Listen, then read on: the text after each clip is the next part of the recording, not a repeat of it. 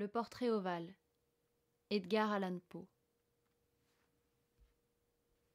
Le château dans lequel mon domestique s'était avisé de pénétrer de force plutôt que de me permettre, déplorablement blessé comme je l'étais, de passer une nuit en plein air, était un de ces bâtiments, mélange de grandeur et de mélancolie, qui ont si longtemps dressé leur front sourcilleux au milieu des Apennins, aussi bien dans la réalité que dans l'imagination de Mistress Radcliffe.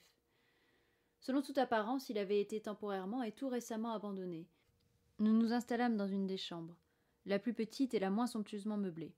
Elle était située dans une tour écartée du bâtiment. Sa décoration était riche, mais antique et délabrée. Les murs étaient tendus de tapisseries et décorés de nombreux trophées héraldiques de toutes formes, ainsi que d'une quantité vraiment prodigieuse de peintures modernes, pleines de style, dans de riches cadres d'or d'un goût arabesque.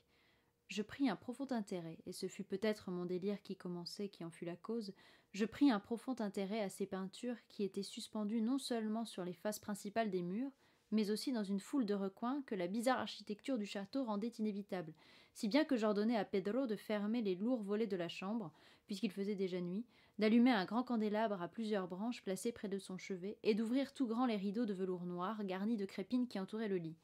Je désirais que cela fût ainsi, pour que je pusse au moins, si je ne pouvais pas dormir, me consoler alternativement par la contemplation de ces peintures et par la lecture d'un petit volume que j'avais trouvé sur l'oreiller, et qui en contenait l'appréciation et l'analyse. Je lus longtemps, longtemps.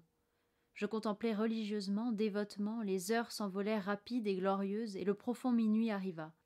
La position du candélabre me déplaisait, et tendant la main avec difficulté pour ne pas déranger mon valet assoupi, je plaçai l'objet de manière à jeter les rayons en plein sur le livre. Mais l'action produisit un effet absolument inattendu. Les rayons des nombreuses bougies, car il y en avait beaucoup, tombèrent alors sur une niche de la chambre que l'une des colonnes du lit avait jusque-là couverte d'une ombre profonde. J'aperçus dans une vive lumière une peinture qui m'avait d'abord échappé. C'était le portrait d'une jeune fille déjà mûrissante et presque femme. Je jetai sur la peinture un coup d'œil rapide et je fermai les yeux. Pourquoi ? Je ne le compris pas moi-même tout d'abord, mais pendant que mes paupières restaient closes, j'analysai rapidement la raison qui me les faisait fermer ainsi. C'était un mouvement involontaire pour gagner du temps et pour penser, pour m'assurer que ma vue ne m'avait pas trompée, pour calmer et préparer mon esprit à une contemplation plus froide et plus sûre. Au bout de quelques instants, je regardai de nouveau la peinture fixement. Je ne pouvais pas douter. Quand même je l'aurais voulu, que je n'y visse alors très nettement, car le premier éclair du flambeau sur cette toile avait dissipé la stupeur rêveuse dont mes sens étaient possédés et m'avait appelé tout à coup à la vie réelle. Le portrait, je l'ai déjà dit, était celui d'une jeune fille. C'était une simple tête, avec des épaules, et le tout dans ce style qu'on appelle en langage technique style de vignette, beaucoup de la manière de Sully dans ses têtes de prédilection. Les bras, le sein et même les bouts des cheveux rayonnants se fondaient insaisissablement dans l'ombre vague mais profonde qui servait de fond à l'ensemble. Le cadre était ovale, magnifiquement doré et guilloché dans le goût mauresque. Comme œuvre d'art, on ne pouvait rien trouver de plus admirable que la peinture elle-même. Mais il se peut bien que ce ne fût ni l'exécution de l'œuvre ni l'immortelle beauté de la physionomie qui m'impressionna si soudainement et si fortement. Encore moins devrais-je croire que mon imagination, sortant d'un demi-sommeil, eût pris la tête pour celle d'une personne vivante. Je vis tout d'abord que les détails du dessin, le style de vignette et l'aspect du cadre auraient immédiatement dissipé un pareil charme et m'auraient préservé de toute illusion, même momentanée. Tout en faisant ces réflexions et très vivement, je restai à demi étendu, à demi assis, une heure entière peut-être, les yeux rivés à ce portrait. À la longue, ayant découvert le vrai secret de son effet, je me laissai retomber sur le lit. J'avais deviné que le charme de la peinture était une expression vitale absolument adéquate à la vie elle-même qui d'abord m'avait fait tressaillir et finalement m'avait confondu, subjugué et épouvanté.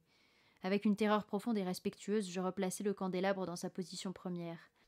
Ayant ainsi dérobé à ma vue la cause de ma profonde agitation, je cherchai vivement le volume qui contenait l'analyse des tableaux et leur histoire. À l'endroit au numéro qui désignait le portrait ovale, j'y lus le vague et singulier récit qui suit. C'était une jeune fille d'une très rare beauté, et qui n'était pas moins aimable que pleine de gaieté. Et maudite fut l'heure où elle vit et aima et épousa le peintre, lui passionné, studieux, austère, ayant déjà trouvé une épouse dans son art. Elle, une jeune fille d'une très rare beauté, et non moins aimable que pleine de gaieté, rien que lumière et sourire, et la folâtrie d'un jeune fan, aimant et chérissant toute chose, ne haïssait que l'art qui était son rival, ne redoutant que la palette et les brosses et les autres instruments fâcheux qui la privaient de la figure de son adoré. Ce fut une terrible chose pour cette dame que d'entendre le peintre parler du désir de peindre sa jeune épouse. Mais elle était humble et obéissante, et elle s'assit avec douceur pendant de longues semaines dans la sombre et haute chambre de la tour où la lumière filtrait sur la pâle toile seulement par le plafond. Mais lui, le peintre, mettait sa gloire dans son œuvre, qui avançait d'heure en heure et de jour en jour. Et c'était un homme passionné et étrange et pensif qui se perdait en rêverie, si bien qu'il ne voulait pas voir que la lumière qui tombait si lugubreusement sur cette tour isolée desséchait la santé et les esprits de sa femme, qui languissait visiblement pour tout le monde, excepté pour lui.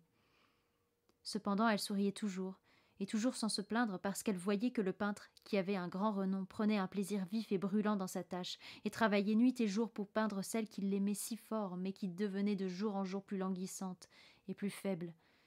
Et en vérité, ceux qui contemplaient le portrait parlaient à voix basse de sa ressemblance comme d'une puissante merveille et comme d'une preuve non moins grande de la puissance du peintre que de son profond amour pour celle qu'il peignait si miraculeusement bien. Mais à la longue, comme la besogne approchait de sa fin, personne ne fut plus admis dans la tour, car le peintre était devenu fou par l'ardeur de son travail, et il détournait rarement les yeux de la toile, même pour regarder la figure de sa femme, et il ne voulait pas voir que les couleurs qu'il étalait sur la toile étaient tirées des joues de celle qui était assise près de lui, et quand bien des semaines furent passées et qu'il ne restait plus que peu de choses à faire, rien qu'une touche sur la bouche et le glacis sur l'œil, l'esprit de la dame palpita encore comme la flamme dans le bec d'une lampe, et alors la touche fut donnée. Et alors le glacis fut placé. Et pendant un moment, le peintre se tint en extase devant le travail qu'il avait travaillé. Mais une minute après, comme il contemplait encore, il trembla et fut frappé d'effroi, et criant d'une voix éclatante « En vérité, c'est la vie elle-même !» Il se retourna brusquement pour regarder sa bien-aimée. Elle était morte.